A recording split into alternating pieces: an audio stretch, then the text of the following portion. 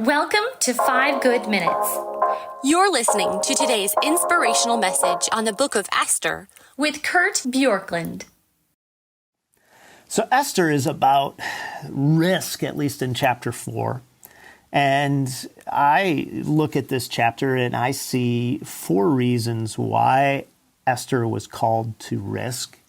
And I believe that there are probably good reasons for you or for me to say it is worth risking something that is tangible and I consider important for the sake of the kingdom of God. So why risk? Well, first, we're told by Mordecai in his little speech that your fate will not differ. So for Esther, this meant that ultimately she would not escape the fate of all the Jews. Secondly, we see that God will use another, because it says that who knows whether or not, he says, deliverance will rise for the Jews from another place. And most commentators believe that this is a moment where this is an allusion to God, although not overly directly, because it's like he's pointing to the air when he says from another place. But it's saying God will ultimately do what God's going to do. And if you aren't part of his solution, he will use somebody else. And then a third thing would be, if you don't risk, you may lose more than just the opportunity. This, for her, was certainly her life. And finally, you may miss your purpose. This was all true for Esther. So now let me ask this question, really to you, to me, as you think about this, and that is, if you have a place that God has asked you to risk, and again, this may be a reputation, it may be financially, it may be just being bold and saying, I'm going to follow the Lord and move across the world and join his movement somewhere else. What is it that's keeping you from doing it? And maybe the fate will not differ from others, doesn't apply to you or to me, because you may not be in a race of people that's about to be extinct. But certainly the idea that God will use somebody else, that you may lose more than the opportunity that's at hand, or you could miss your purpose, could be motivating factors. I think the real question here, in many ways, is what is it, or how is it that you know that God is asking you to risk? What is it that is clear, discernible voice of God? And I have a really easy answer for this.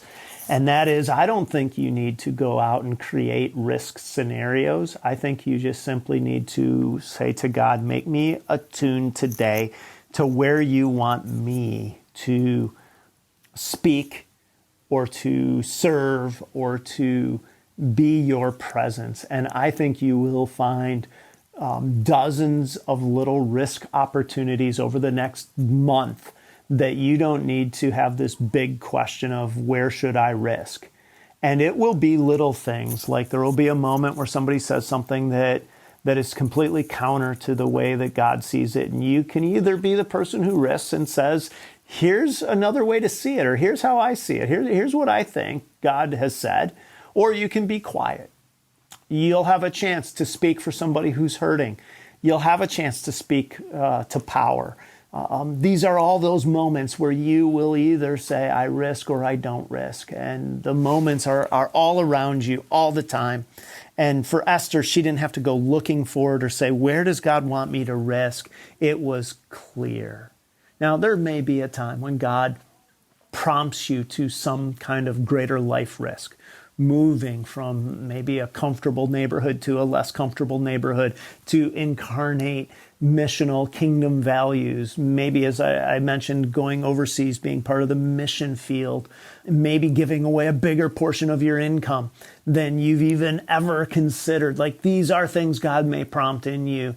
And I don't have a perfect answer for how you know, but my general leaning is, if that idea comes into your mind and it persists at all, there's a good chance that's God, if it is counter to your comfort and counter to your acclaim. If it makes much of you or makes you more comfortable, then it probably isn't necessarily God. But if it makes you leave something that's comfortable to you or sacrifice something that would be easy for you, then there's a chance in which that is God's way of drawing you to step out of your own comfort in this world. Thanks for joining us here today. There's a lot of great content to explore on Orchard Hill Plus and on the Orchard Hill main feed from the weekend. Have a great day.